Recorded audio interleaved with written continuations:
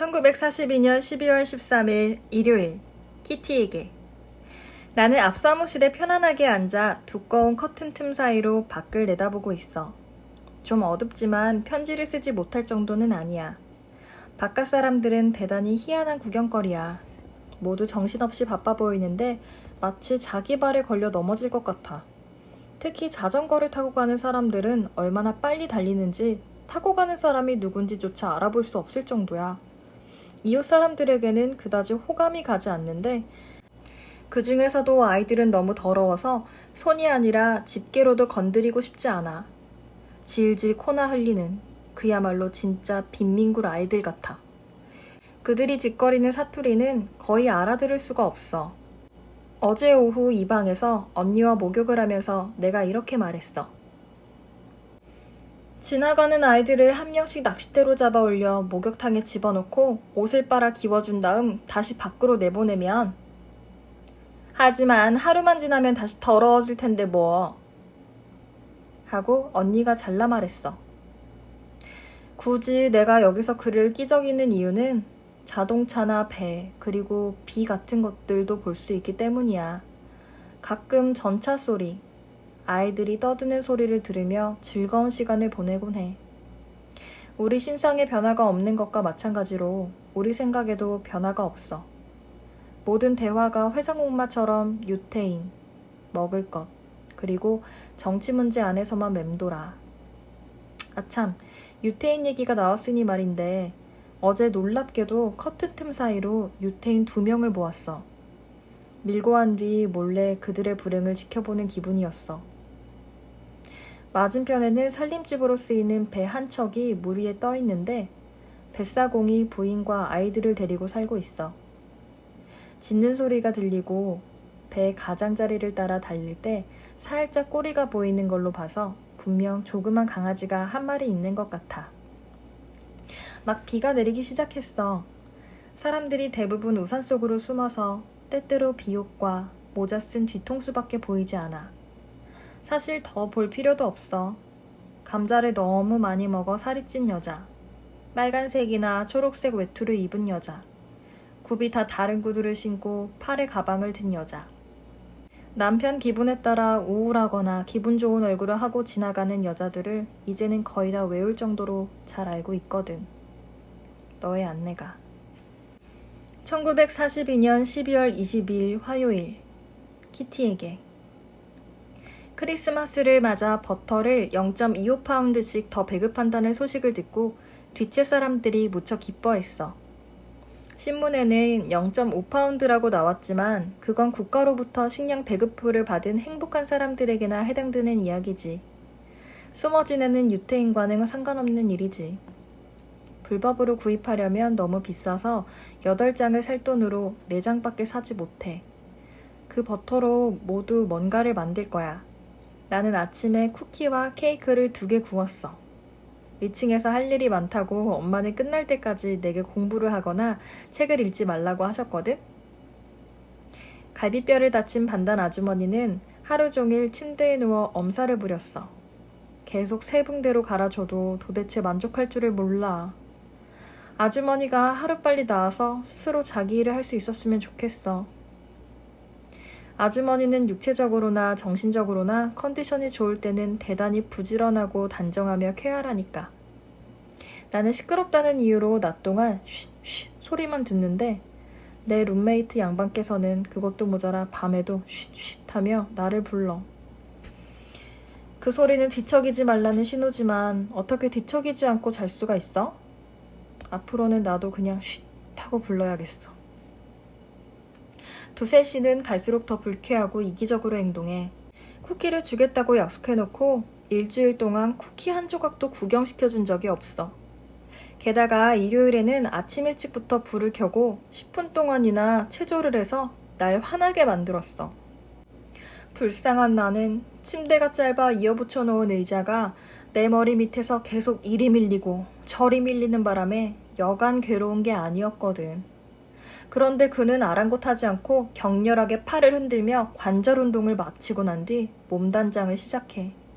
아래 속옷이 못에 걸려 있어 그쪽으로 갔다가 다시 돌아온 다음 이번에는 넥타이가 탁자 위에 놓여있어 다시 내 침대에 붙여놓은 의자를 밀었다 끌어당겼다 하면서 또 지나가는 거야. 지루하게 늙고 불쾌한 남자에 대한 불평을 더 늘어놓고 싶진 않아. 그래봤자 나아지는 것도 없잖아. 게다가 유감스럽게도 평화를 위해 복수계획 괄호 열고 백열전구를 느슨하게 풀어놓기 문을 걸어 잠그기 옷 숨기기 괄호 닫고 실행에 옮기지 못했어. 아, 내가 이토록 이성적인 사람이 되다니. 공부할 때나 남의 이야기를 들어줄 때, 침묵을 지킬 때, 누군가를 도와줄 때, 친절을 베풀 때, 양보할 때 등등 매사에 늘 이성적으로 행동해야 해. 별로 넉넉지 못한 내 이성이 너무 빨리 소진되어 전쟁이 끝나고 나면 남은 게 없을까봐 걱정이야. 너의 안내가. 1943년 1월 13일 수요일 키티에게. 오늘 아침에 나는 또다시 혼란에 빠졌어. 바깥 세상에서 끔찍한 일이 벌어지고 있어. 고작 배낭 하나와 약간의 돈을 들고 불쌍한 사람들이 밤낮으로 끌려가. 하지만 그나마도 도중에 빼앗기는 일이 허다해. 가족은 뿔뿔이 흩어져 남편과 아내 그리고 아이들이 서로 헤어져야만 한단다. 아이가 학교에서 돌아와 보니 부모가 없고 주부가 장보고 집에 오면 식구들이 끌려가고 없는 거야. 네덜란드 기독교도들도 자기 아들이 독일로 보내질까봐 걱정해. 모두 두려움에 떨고 있지. 게다가 밤마다 수없이 많은 비행기가 네덜란드를 거쳐 독일에 폭탄을 투하하러 날아가고 소련과 아프리카에서는 매시간 수백, 아니 수천 명씩 죽어간단다.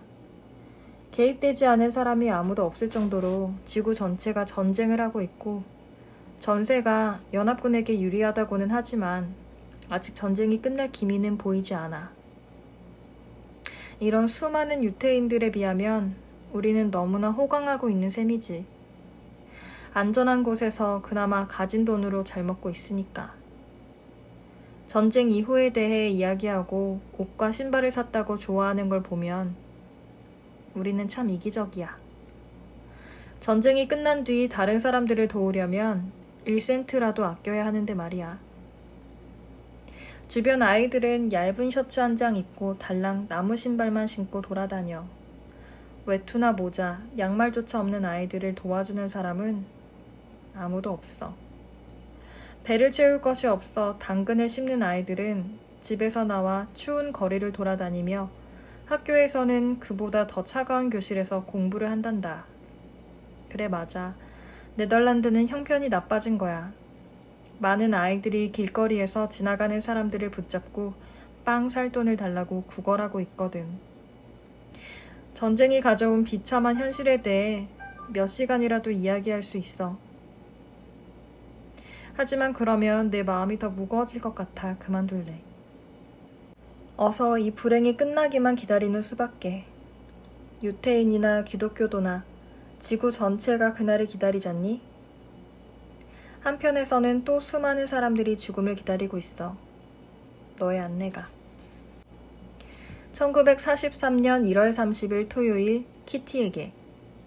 너무 화가 나서 폭발할 지경이지만 내색하지 않을래. 발을 동동 구르며 엄마에게 마구 소리 지르고 퍼부어대면서 울고만 싶어.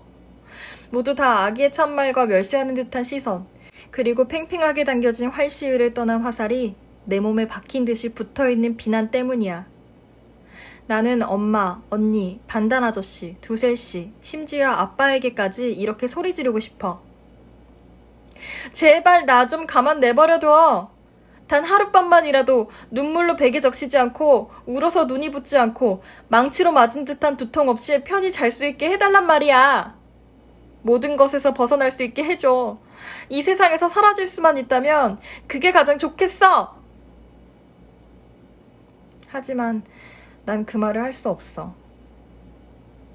그들에게 내 절망을 보여주면 안 되거든.